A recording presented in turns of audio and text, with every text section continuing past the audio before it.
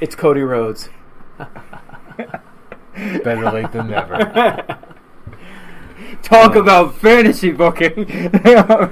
But you know what? We're having fun, aren't we? It's only smoke and mirrors. No chance. Boom. Meanwhile, speaking of no chance, we also had another little promo from our favorite Guardian of the Galaxy, Batista. I liked his throne. Personally, I found it a little... I felt like something was lacking from this. I actually liked it a lot. It was a work shoot, and it just he explained that Triple H surrounding himself and some people that makes him look better. He was holding him down, and once he finally left the company, he actually became a star. Which, yes, he did. He's Drax the Destroyer. He's getting that Marvel money. Who was he in the James Bond movie? Hinks. He's pretty. Yeah, he has worked his way from the ground up, from independent movies and just WWE films. Wait, was he in WWE films? Yes. Yes, he was in WWE films. I would not know. From and what was that one movie? Man in Iron Claw or something? It's something like that. Man with the Iron Fist? Was that was more likely. Yeah. He was in I one. still want to see those movies. I keep forgetting about them. But the content of the promo was brilliant. Was amazing. The timing was a little. I think that's what bothered me. At the ending, it was the meat of the promo was timed well. The content was good, and then the ending just kind of ended. I'm gonna end his in-ring career. Interview over. Get out of my home. Get out. I was like, you could have timed those out a little better. I think that's that did not sit well with me. I was like, whoa, that ended quick. Yeah, the ending was a little bit jarring for me, but I had no problems with it. I actually I'm like, I still think it's great. It was a good promo. It was great. The content was good. Just the timing of the ending could have been a little bit better. I'm not saying it threw it off or anything. I was just like, oh, well, that ended a little quicker. Okay. But yeah, our boy Batista, this rolls on. I'm still interested. But meanwhile, there was a lot more to look forward to, in my opinion, on SmackDown Live. And of course, I'm talking about Kofi's Gauntlet match. I love this. Roll-Up King. The Roll-Up King, Kofi Kingston. A lot of roll-ups in this. Well, it makes sense for... I mean, if you're going to deliberately out-wrestle 5 guys and hit them all with Trouble in Paradise and just... You can't do that with every single guy. It makes sense that you're going to have to do some sneaky roll-ups in order to make it out alive, essentially. And that's Which exactly he barely what he did. He barely. Because every time he beat somebody, they beat the shit out of him at the end of the match. Especially Rowan. Before the gauntlet, because Rowan destroyed him. Sheamus and Cesaro took him out. Then Rowan just said, fuck it, I'm going to get DQ'd and beat the shit out of you at the end of the match anyway. He rolls up Samoa Joe. Samoa Joe chokes him out. And then he rolls up Randy Orton with 10 minutes left in the show. So you know some shenanigans are about to go down. When it came to the Randy Orton, I like the callback to stupid. Like, I'm glad that it's Randy that's the final guy he has to overcome. Talking about full circle. Exactly. It was delightful. But with 10 minutes left in the show, you knew shenanigans were about to go down. And when he won with 10 minutes left, I'm like, he's not going to WrestleMania tonight. It's not happening. And then at that point, no chance. No.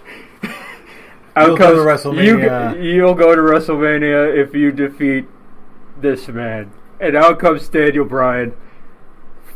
4-minute match. Gets the running knee. That's the stomp that he did was brutal. I've seen him do that before, and it's still just masterful. Listen, he's done it to AJ Styles. Let's see, who else has he done it to? Did he do it to Mustafa Ali? I think he may have. Yeah, in the one match that got him the high rank of like, oh yeah, this guy could be a main eventer. But those kicks are just they're hard to watch. Yes, but even so, I also trust and know Daniel Bryan has the expertise to do it right and just make it look like, ugh. Exactly. So Daniel Bryan gets the pin, 1, 2, 3, and Kofi Kingston does not go to WrestleMania this week. Yes. However, I think what's going to happen next week, with all the stuff going on with the McMahons and all that, I think the entire face roster of SmackDown is going to stage a walkout, a protest, and all that. And that's how Kofi is going to get his title match. That is how, if Vince McMahon does end up with Shane McMahon or whatever, that's going to be part of that whole thing. You're going to have, because all the face superstars of SmackDown that have been texting Kofi and all that, you have the New Day already saying they're quitting. That's it. On Twitter, you're getting a bunch of backup tweets from face members of the roster. I can see something like that going down at WrestleMania or at SmackDown in the next couple weeks, maybe this one, and then Vince McMahon, what'll it take for you to come back and do your jobs? And they're gonna have a list of demands. Bring back the WWE ice cream bars. Please. I just made you $1 million in ice cream sales. You know what? If anyone could do that, the New Day probably would. Yeah, right. So they've sold Bootios. So that's something to look forward to. $30, yeah. And people bought them. Or $15. Two of them, 30. Yeah. If you want one sign and one actually eat. People bought them. Yeah. It can happen. People are silly. Hey, if it ends up bringing back the ice cream bars, I don't really care. But either way, I'm still very much interested. This honestly was the highlight of this week in wrestling for me. Mm-hmm. I love a good gauntlet match, and this one absolutely delivered.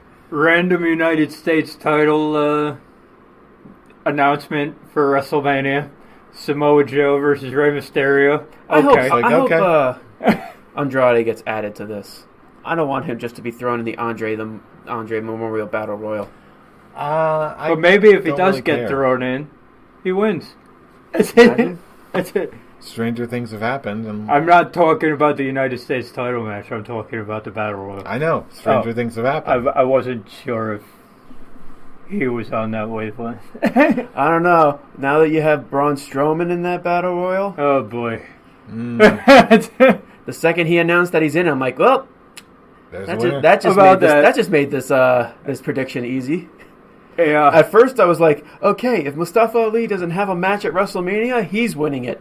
Oh, Braun's announced it? Oh, never mind. Never mind that. I take that comment back.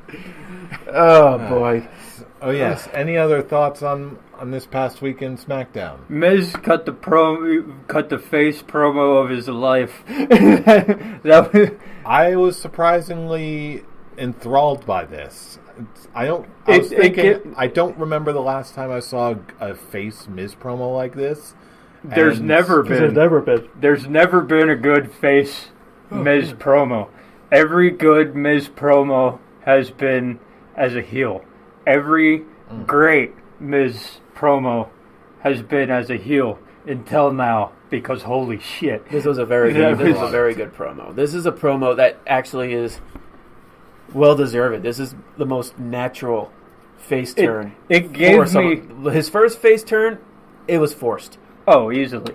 This one was definitely natural, and he definitely has the crowd naturally cheering for him. They want him to succeed. That is the working of a great babyface. Mm-hmm. It gave me proof that we had never had before that Miz could work babyface, and it worked. And especially against a heel Shane McMahon. It gave me proof that this could happen, and it could turn out amazingly. Mm-hmm. So it's like, kudos, great job, and after that promo, Mrs. winning, naturally, better, best in the best in the world over here. Who knows? Mrs. got this, but again, it's even though the ending may be fairly obvious, this is going to be one of those matches where it's not about the destination; it's going to be about the journey. And the Miz journey has for the last all hooked up for the entire stretch of the ride. For the last ever since the last Saudi Arabia show, okay, it's. I've had a feeling it was going to be Miz versus McMahon with the whole tag team thing, and the journey has been pretty good up until Fastlane, and then they kicked it into another level. Just did not expect that. What happened at Fastlane.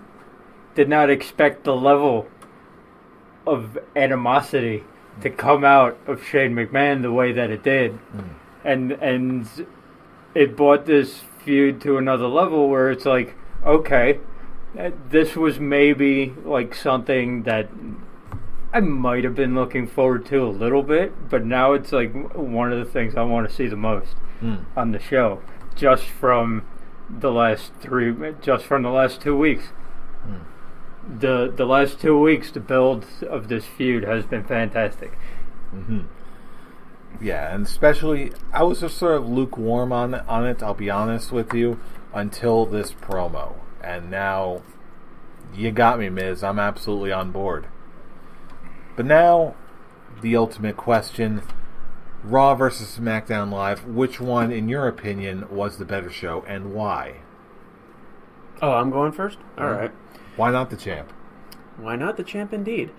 Well, I think it's obviously a no-brainer, which is the better show this week. And it's really gone down to which show is doing the better job at building your matches for WrestleMania, and that is SmackDown. When it comes to basically building not just Kofi Kingston versus Daniel Bryan, but you have Samoa Joe versus Rey Mysterio with now the addition of Dominic, of all people.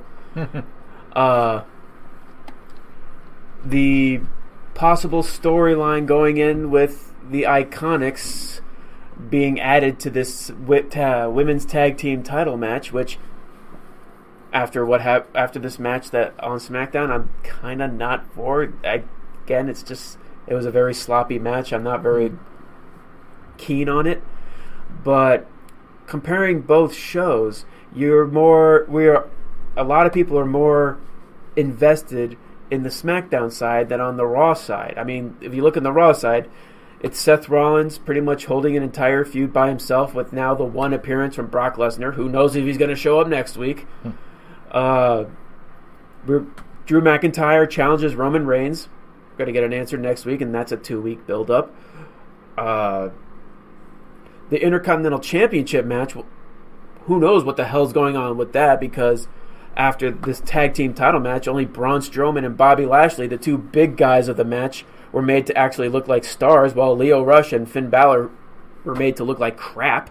So, yeah, that's crap all on its own. This Intercontinental Championship's not even really being a relevant factor in this storyline, which that's my reaction to that.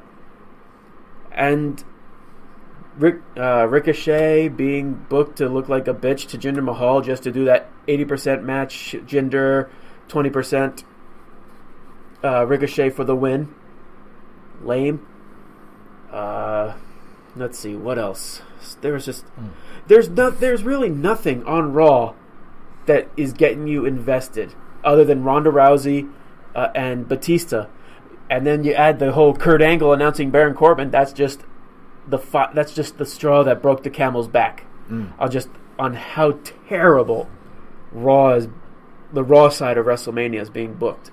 Yeah, this, as far as I'm concerned, there's one thing and one thing only made me look in a direction that said, yeah, SmackDown is the better show. And that, again, is the gauntlet match. This one, I love a good gauntlet match, and Kofi and company absolutely delivered.